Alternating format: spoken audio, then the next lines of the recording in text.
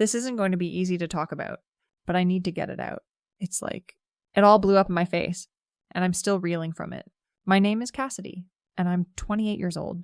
You know when you're planning your wedding, and everything is supposed to be perfect. Yeah, well, mine wasn't. It was a complete disaster. A nightmare right out of a bad movie. And the worst part, it happened right in front of everyone, at the rehearsal dinner. He just canceled it, mid-dinner, because of a background check. Can you believe the nerve? Honestly, I'm still trying to figure out how we even got here. It feels like a blur. Like 1 minute I was picking out flowers and arguing about place settings with David, my almost husband. A real Mr. Growth mindset type, always talking about boundaries and therapy, and the next, it was all over. Poof! Gone like it never happened. And all because of some stupid stuff from my past. It's not fair. Really, everyone has a past. Right. You make some mistakes. You move on. But David, oh no. He couldn't let anything go. He was always so particular. So earnest. It was kind of cute at first. That whole reformed wild boy vibe. Like he'd turned his life around and was so much better now. But then it just got annoying. He was always so judgy. Always trying to be self-aware. We met through a mutual friend, Sarah, who always thought David was, like, the most amazing person ever. I guess she saw him as a project or something. He was all quiet and intense when I first met him, talking about how he'd really changed his life around, how he was doing therapy, and how he was focusing on positive growth. Blah, blah, blah. I just smiled and nodded. It sounded nice, I guess. He seemed stable, which was more than I could say for some of the guys I'd been with. He had a decent job, a nice apartment, and he wasn't, constantly asking me for money. That was a big plus. My job? It's fine. I work at an office, doing stuff. It's not glamorous, but it pays the bills. Mostly, though, honestly, David usually covered the bigger expenses. That was kind of his thing.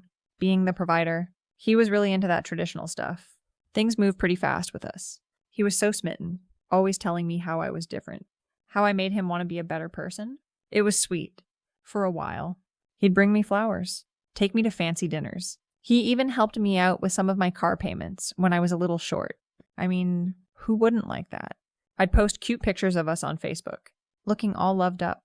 People would comment, "You two are so perfect." And relationship goals. It felt good, seeing all those reactions. Like, yeah, we were perfect? In public.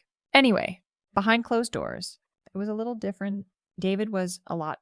He was always so intense, always wanting to talk about our feelings. Like, seriously? Can't we just watch a movie? And he was constantly asking about my past. What was your childhood like? Cass, tell me about your exes. Really, it was too much. I mean, I'm a private person. Some things are just better left unsaid, So I'd tell him bits and pieces, what he wanted to hear. Mostly, I'd say I had a tough childhood, which wasn't entirely a lie. Everyone has issues, right? I just didn't go into detail. I'd make it sound dramatic and sad, and he'd get all sympathetic and pull me into a hug. It worked every time. He'd tell me I was so strong, and it would just shut down any further questions. Weaponize vulnerability. Maybe, but hey, it was effective. He was also super focused on transparency. Like, he'd always tell me where he was going, who he was with, and he expected the same from me, which, okay, fine. But sometimes, I just want to go out with my friends, or run errands, and he'd be texting me, "Where are you? Who are you with?" It was suffocating. I'd get defensive. Like, "Why are you always questioning me? Don't you trust me?" And then he'd back off. But it was just annoying. I mean, I never asked him about his whereabouts. I just assumed he was doing whatever. One time, he found some old texts on my phone. I thought I deleted them all. Honestly, from an ex, it was nothing. Just some old inside joke. But he blew up. Who is this person? Why are you still talking to them? He was so dramatic. I mean, it was just a joke. Not a secret affair. I cried, of course. Not because I was sad, but because it usually worked. I told him he was being ridiculous. That he was making a big deal out of nothing. You're being dramatic? David, it's not that serious. And he calmed down. Eventually, but he kept giving me that look. That kind of quiet, hurt look. Like he was tallying up points in his head. Scorekeeping. I knew he was doing it. Then came the proposal. It was at this fancy restaurant in Chicago. He got down on one knee, pulled out this huge diamond ring. Everyone was watching. It was a lot. I said yes. Obviously. I mean, Who says no to a big diamond and a guy who clearly adores you, even if he's a bit of a control freak? I posted the ring on Facebook, of course. So many likes, so many congratulations. It was great. The wedding planning started almost immediately. David was really involved, which was both sweet and annoying. He wanted everything perfect. He talked about our future constantly, like we were building some perfect little empire. He'd make all these promises about how we'd live in a nice house, have kids, travel the world. Future faker. Much. I just went along with it. It sounded nice enough, and it made him happy. It wasn't like I had any other plans. Then came the talk about the background check. David brought it up super casually one night. Honey, I was thinking, since we're about to merge our lives, it would be a good idea if we both did background checks, just for peace of mind. You know, it's a standard thing these days, especially with property and finances and all. He looked so innocent, so sincere, my stomach dropped. I tried to play it cool. Oh, really? Is that a thing people do? I asked, trying to sound genuinely curious. I guess, whatever makes you comfortable, babe. Inside, I was panicking. What was he going to find? I hadn't done anything bad. Just some stuff. Some old mistakes. Things I'd rather forget. I had a few misunderstandings with the law when I was younger. Nothing serious. Just some petty stuff. Some shoplifting when I was a teenager. A few bounce checks. Maybe a little too much fun with a fake ID at one point. And then there was that whole thing with my old landlord, Mr. Henderson. He said I trashed the apartment. And I said he was a slummy landlord and didn't fix anything. It got ugly. And then there was my credit. It was, well, not great. I'd always just used David's credit for joint stuff and kept my own finances separate. He thought it was because I was independent. Ha! I tried to talk him out of it. David, honey, do you really think that's necessary? We trust each other, right? Why would we need to do that? It feels a little impersonal. I even teared up a little. It makes me feel like you don't trust me. But he was firm. It's not about trust. Cass, it's about being fully transparent before we make such a huge commitment. For both of us, my lawyer even recommended it. He was so calm, so rational. It made me mad. He was always so calm. Even when I was upset, it was like he had this emotional shield up. I considered just telling him everything, laying it all out. But then he might leave, and I didn't want that. Not after all this planning, all these compliments, all the things he paid for. I thought about making up a story, something to explain away anything he might find. But what could I say? Oh, that shoplifting charge. That was a misunderstanding. I swear, no, he was too smart for that. So I just decided to lie. Again, I told him there was nothing to worry about, that my past was squeaky clean. I even made a big show of saying, you can check everything, David. I have nothing to hide. Oh, the irony? The days leading up to the wedding were a blur of last-minute fittings, endless phone calls, and dealing with David's overly involved family. His mom, a real piece of work, was constantly nitpicking everything. Cassidy, are you sure about those flowers? They look a little cheap. Like, hello. They were expensive. I just smiled sweetly to her face and thought, bitch. In my head, David, of course. Thought his mom was a saint? He was so oblivious. The rehearsal dinner was set for the night before the wedding. All our friends and family were there, dressed up, ready to celebrate. I was wearing this gorgeous white dress, feeling like a princess. David was at the head of the table, making a speech, looking so handsome and earnest. My family, what little of them I invited, were all there. His parents were there, looking smug. Sarah, my friend, was beaming. Everything seemed perfect. David was mid-sentence, talking about how excited he was to spend the rest of his life with me. When his phone buzzed, he glanced at it, and I saw his face change. Just a subtle shift. But I knew that calm, rational look he always had. It started to crumble. He looked at me, and his eyes were unreadable. My heart started pounding. It felt like time slowed down.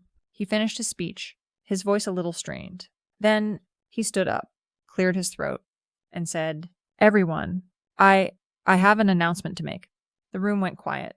A ripple of nervous whispers went through the tables. I thought, oh God, what now? Is he going to make some corny joke? But it wasn't a joke. He looked directly at me, his eyes cold. I just received the results of the background check I had done, and I'm afraid I can't go through with this wedding. A gasp went through the room. My jaw dropped. I just stared at him. He didn't even raise his voice. He was so calm, so collected. even as he was destroying my life. My mind was racing. What did he find? What did he actually find? Cassidy, he continued, his voice steady, you told me you had nothing to hide. You told me your past was clear, but this report, it tells a very different story. It shows a pattern of deception, of financial irresponsibility, of a history that you deliberately conceal from me. He pulled out a folded piece of paper from his pocket. My eyes widened. He had the actual report. In front of everyone, he wasn't just talking. He had proof. There are multiple instances of petty theft, he said, his voice flat.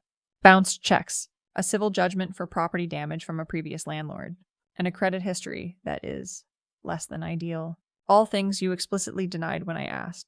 All things that, if I had known, would have changed everything. My face burned. I could feel everyone's eyes on me. My cheeks were on fire. I wanted to scream, to run away, to just disappear, but I couldn't move. I was paralyzed. My internal monologue was just a jumbled mess of panic and rage. How dare he? How dare he do this to me? In front of everyone, he looked at his parents, who looked shocked but also almost relieved. Then he looked at my small contingent of family, who looked mortified. Sarah looked like she was about to cry. I can't build a future with someone who isn't honest with me. David said, his voice now a little louder, carrying across the room. I believed in you, Cassidy. I wanted to believe in you. But this is a betrayal of trust I can't overlook. So I'm calling off the wedding, effective immediately. And then he just walked away. He walked out of the room, leaving me standing there in my white dress, in front of a room full of stunned people. My world just shattered. My mom rushed over to me, looking horrified. Cassidy, what was he talking about? What did you do? Nothing, I hissed, tears welling up in my eyes. He's just being dramatic. He's crazy. I started crying harder, not out of sadness, but out of pure, unadulterated rage and humiliation. I just kept repeating, he's crazy. He's crazy. Everyone was whispering. People were looking at me with pity, but also with judgment. I could hear snippets of conversation. I always thought something was off with her. She always seemed a little secretive. My best friend, Lisa, came over and tried to comfort me. It's okay. Cass? He's a jerk for doing this in public. But even she looked a little uneasy. I stumbled out of the dinner, Lisa on my arm. I just wanted to go home, to hide under my covers and pretend none of this ever happened. My phone was blowing up with texts, but I ignored them. I knew what they were saying. They were taking his side. Of course. They were. Everyone always thinks the nice guy is innocent. The next few days were a nightmare. The wedding was canceled. Obviously, all the vendors, the deposits. David's lawyer sent a letter demanding I pay back my share of the non-refundable deposits. My share? Like I had any money for that. He was such a penny pincher. I told them I wasn't paying a dime. It was his fault for canceling. He was the one who pulled this stunt. My social life imploded. People stopped calling. My Facebook comments were suddenly filled with passive-aggressive remarks. Hope you find what you're looking for. Cassidy, truth always comes out eventually. My friends were dropping me faster than a hot potato. Sarah, David's friend, even blocked me. Like I cared. Bitch. My job wasn't great either. Rumors spread like wildfire. Everyone in the office seemed to know. My boss, Mr. Thompson, started giving me these weird looks. Like I was a ticking time bomb or something. I even heard a few whispers about integrity and trust. It was like they were all judging me. Even though they knew nothing, they only knew David's side. I tried to tell my version of the story. He was so controlling. He was always trying to dig into my past. He was just looking for an excuse to get out of the wedding. I tried to make it sound like he was the villain, the one who was paranoid and distrustful, but no one really bought it. They just nodded politely and then changed the subject. I even tried to call David, but he never answered. His number was blocked. His parents wouldn't return my calls either. He moved out of the apartment we shared, just packed up his stuff and left. I came home one day and half the furniture was gone. All the things he'd bought for us. He even took the damn toaster. The one I picked out, I was alone, completely alone. My credit was still a mess, and now I had lawyers' letters coming in about the wedding expenses. I couldn't afford to live in the apartment by myself. Not with all the bills. I had to find a cheaper place. It was like everything was falling apart. One day, I was scrolling through Facebook, trying to ignore all the posts from former friends who were now clearly avoiding me. When I saw it, a picture, David, with another woman. She was smiling, bright and genuine. He was smiling too, a real smile, not the strained, earnest one I'd gotten used to. They were holding hands. The caption was something sweet, something about finding true happiness. My blood ran cold. He had moved on so fast. And with someone who was probably perfect, someone with no baggage, no past, someone he wouldn't have to do a background check on. It was a punch to the gut. It was like he was rubbing it in my face. He got his perfect little life, his perfect little transparent partner. I closed my laptop. The apartment felt so empty, so quiet. The silence was deafening. It hit me then in a way it hadn't before. All the lies, all the deception, all the little manipulations, they had led to this. To me, alone, in an empty apartment, with no one left to call. Did I regret what I did? No. I regretted getting caught. I regretted that David was such a stickler for details, that he actually did that background check. I regretted that my past wasn't as perfectly hidden as I thought. I regretted that it all blew up in my face. But I didn't regret trying to protect myself, trying to make my life easier. He was supposed to be the solution to my problems, not the cause of new ones. He was supposed to fix things. I still think he overreacted. It wasn't that big of a deal. Everyone lies a little, right? Everyone has secrets. He was just too rigid, too demanding of transparency. He was the one who made it into a huge public spectacle. He's the bad guy. Really, for humiliating me like that. I don't care about him anymore, or his perfect new girlfriend. They deserve each other. Honestly, I'll be fine. I always am. I'll just find someone else. Someone who isn't so obsessed with my past. Someone who just accepts me for who I am. Someone who won't run a damn background check.